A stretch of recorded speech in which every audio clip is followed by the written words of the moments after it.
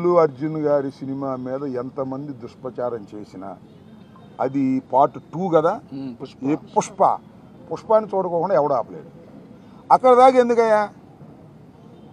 నందమూరి తారక రామారావు గారి కుటుంబం జూనియర్ ఎన్టీఆర్ సినిమాను చూడకుండా బహిష్కరించాలని ప్రయత్నం చేశారా?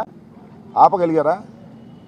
అట్లాగే ఇప్పుడు ఆయన పేరు అల్లు అర్జున్ గారి సినిమాని ఆపాలని ప్రయత్నం చేస్తే ప్రజలు చూడరు. బాగున్న సినిమా ఏదైనా చూస్తారు. అరే రాజ్బాబు హీరోగా యాక్ట్ చేసిన సినిమా బ్రహ్మాండంగా చూసామా మేము?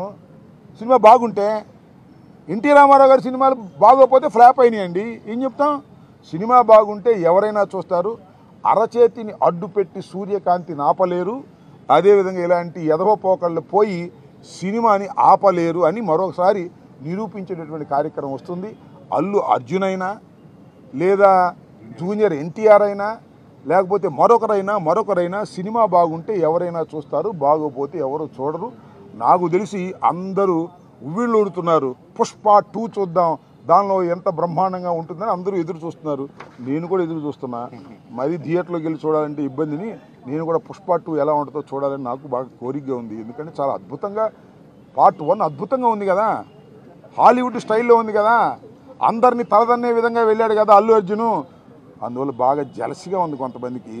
మీ జలసి వల్ల మీ కడుపులు పుచ్చిపోతాయి, గుర్తుపెట్టుకోండి.